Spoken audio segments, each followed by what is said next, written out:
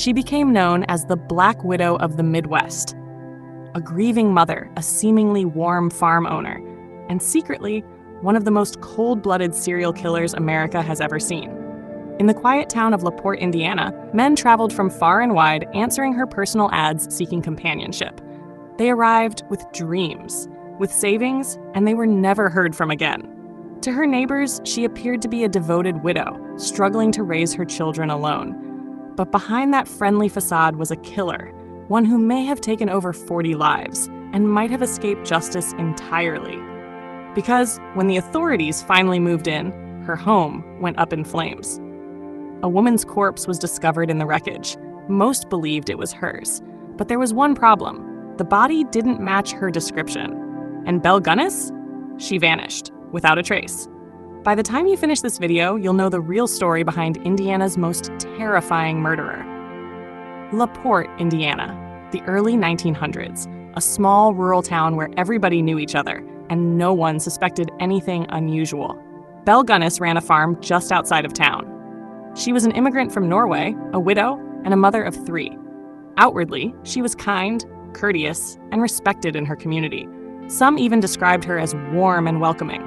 But within the walls of her farmhouse, Belle harbored a secret far darker than anyone imagined. She had already buried 2 husbands, both deaths considered accidents. Each time she collected large life insurance claims, and no one asked questions. Visitors to her property noticed strange things. Animals that seemed to vanish, foul smells drifting from the pig pens, and an eerie stillness surrounding the home, as though the ground itself held something back. But Belle? She just smiled. She was just a hardworking mother, people said.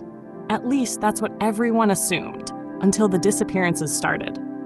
Belle Gunness had a plan. She ran Lonely Hearts ads in newspapers all over the country, targeting single men, widowers, and lonely immigrants in search of love. The ad was simple. Wealthy widow with farm seeks honest man for companionship and fortune. And they answered, one after another.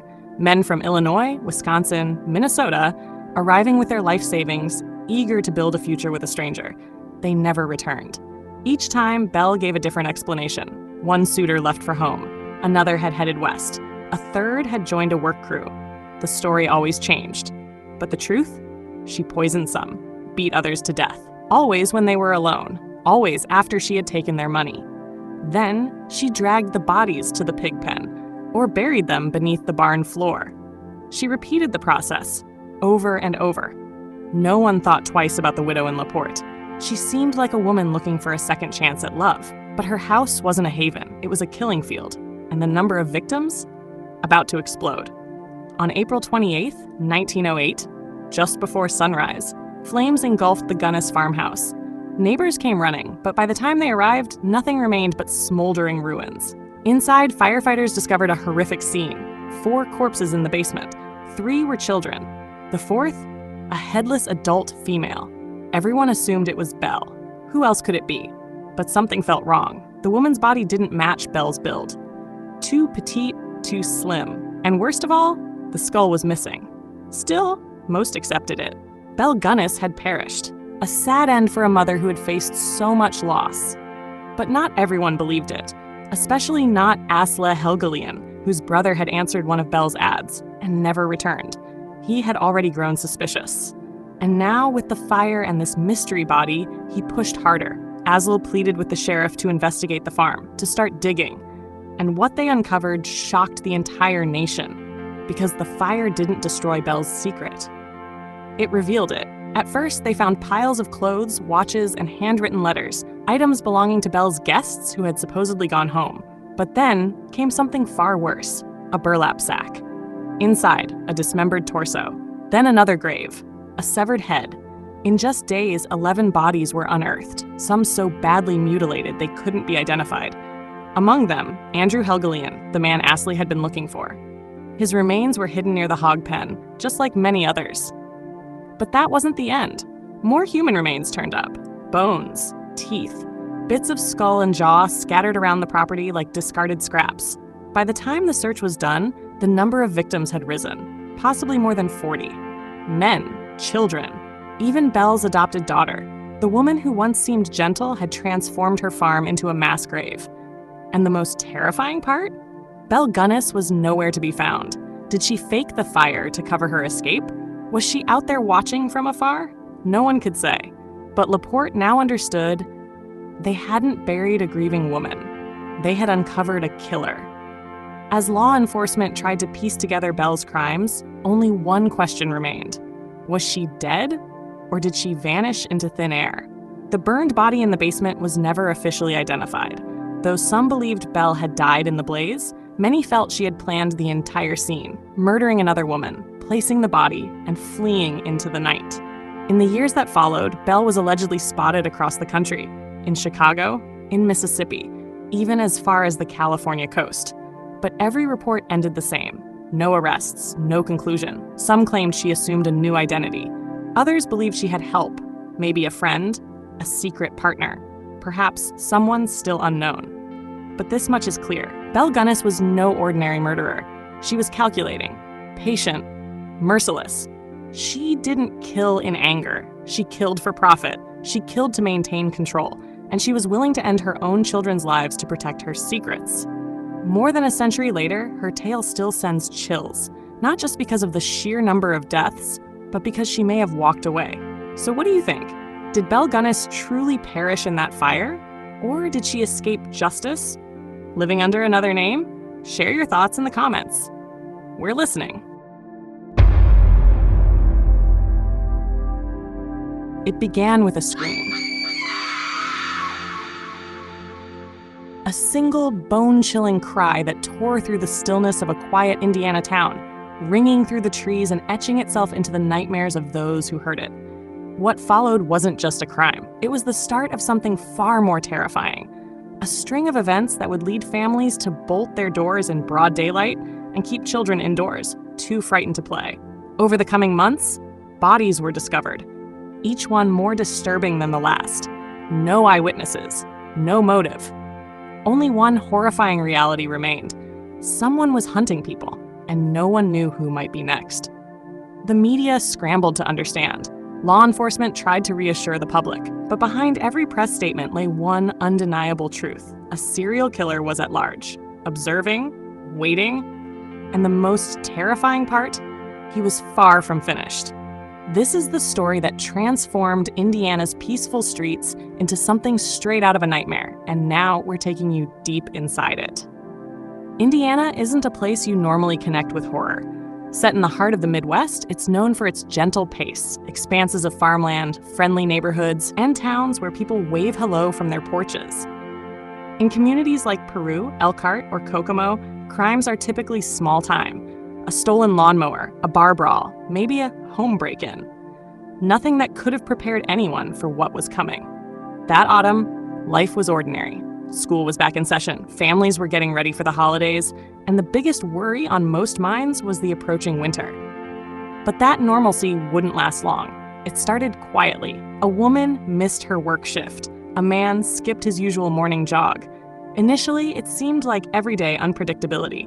But soon, these vanishings turned into something much darker, something unspeakable. What followed would make national headlines. In an instant, Indiana's sense of safety vanished. A once tranquil part of the country had become a killer's territory, and no one knew his face. This murderer wasn't just choosing targets. He was choosing moments, perfect ones, to inject fear into a state unaccustomed to such evil. The first victim was 27-year-old Emily Sanders, a nursing assistant with no known enemies, no secrets, and no reason to disappear. She finished a late shift at a Fort Wayne hospital, car keys in hand, and texted her sister to say she'd be home soon. But she never arrived. Her vehicle was found the next day on a deserted stretch of Highway 27. Doors locked, purse untouched, a phone left in plain view. But no sign of Emily. For days, police combed the woods with K-9 units, helicopters, and teams of volunteers. No leads, no clothing scraps, no blood, only silence. 2 weeks later, a hunter made a grim discovery deep in the woods. It was Emily. She had been strangled, her wrists tied using shoelaces, her body laid out with disturbing care, as if arranged purposefully. No fingerprints, no evidence of sexual assault, no tire marks or DNA, just a chilling, meticulous execution. Investigators were stumped. Everything about it pointed to someone experienced. But no similar case existed in Indiana or anywhere nearby. They hoped it was an isolated act, perhaps a crime of passion, an ex, a jealous coworker, maybe a drifter just passing through. But that slim hope was shattered weeks later, when another body was found. A different city, the same grisly pattern. The reality could no longer be ignored. Indiana was dealing with a serial killer. The second body surfaced in Anderson, Indiana, almost 90 miles from Emily's last known location. Her name was Tara Malone, a 32-year-old schoolteacher who vanished during her morning jog. Once again, no fight, no witnesses, no camera footage. 6 days later, she was found in a forested ravine. Just like Emily, her wrists were bound. Just like Emily, she was strangled. Just like Emily, her corpse had been posed. By now, rumors were swirling. 2 women, 2 cities, 2 mirror image murders. It wasn't random, it was orchestrated, planned. 1 month later, it happened yet again. Michael Griggs, a 45-year-old auto mechanic from Lafayette, failed to return home after a late shift. His body turned up at the edge of a nearby state park. Same binding, same cause of death, same ritualistic placement. That's when the FBI joined in. Behavioral experts teamed up with state law enforcement to analyze the killer's actions. They cross-checked timelines, maps, highway routes, and missing persons. It became unmistakably clear. This wasn't chaotic rage. This was routine, methodical, calculated. The media jumped on it. Local stations aired constant updates. National outlets dubbed him the Midwest Phantom. People locked doors in broad daylight. Schools brought in extra security. Gun store sales soared. But fear wasn't the worst part. It was the unpredictability. No one could guess the next strike. The victims didn't share age, race, or lifestyle. There was no type, just ordinary people living ordinary lives, then suddenly gone. And that randomness made him even scarier. When a 4th victim was discovered, the manhunt turned into a full-scale operation. State police, FBI, criminal profilers, tech analysts, everyone was on the case. Yet the pieces refused to fit. No common links between the dead, different hometowns, different lives, no intersecting schedules. The killer left behind 0 biological traces, no murder weapon, no video footage, no mistakes. But there was one thread, the way the bodies were placed. Each victim lay in an almost identical posture, hands folded, eyes closed, shoes removed. It wasn't just murder, it was performance, a message. Experts suggested the killer had traits of obsessive-compulsive behavior, maybe even delusional beliefs. He was following an inner script. Leads were followed. Someone mentioned a rusted green pickup seen near one of the dump sites. Police canvassed entire counties. Hundreds of similar trucks were stopped, searched, and questioned. No results. In Muncie, a suspect was briefly taken into custody. Close proximity to 2 scenes, a shady past.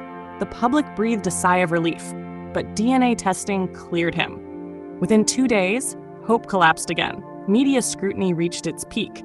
Headlines blared, still at large. Will he kill again? Phantom outsmarts police.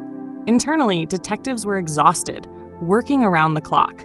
The killer wasn't just avoiding arrest, he seemed to be taunting them. Then the letters arrived. Typed, no return address, no fingerprints. Each letter went to a separate police station. They didn't contain threats. Instead, they offered puzzles, disturbing commentary on life, death, and correcting chaos. The language was cold, mechanical. The victims were referred to as flaws. Who could this be? A recluse? A disgraced professor? A veteran? They were still guessing, not realizing the killer lived closer than they thought. The breakthrough came unexpectedly. A woman in Bloomington called 911, claiming a man had followed her through a grocery store lot. She rushed into her car, locked the doors, and he just stood there, watching, unmoving. By the time police got there, he was gone. But she remembered one crucial detail, a rusted green pickup, exactly like the one in previous reports. Security footage confirmed it. The plate led to Daniel Rayburn, 39, a maintenance man with no criminal history, but a long record of mental health treatment. A warrant was issued. Inside his home, police made a horrific discovery. Binders. Dozens, each full of newspaper clippings, hand-sketched maps, cryptic writing, documenting every victim like data points. A corkboard showed tracking patterns of law enforcement activity. The final, damning clue? A shoelace, precisely matching those used in the murders. Rayburn didn't confess. He stayed silent, but his face showed no fear, only emptiness, and he didn't have to speak. The evidence said enough. Indiana's nightmare had a face now, and the terror wasn't over yet. Daniel Rayburn was arrested calmly. No struggle, no chase. He acted like he saw it coming. In court, emotions ran high. Victims' the families crowded into the gallery, searching for closure. But Rayburn never addressed them. No remorse, no emotion, nothing but silence.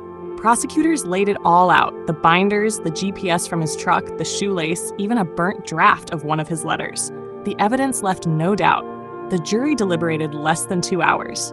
Guilty on every charge, he received 7 life sentences. No parole ever. But justice didn't erase the fear.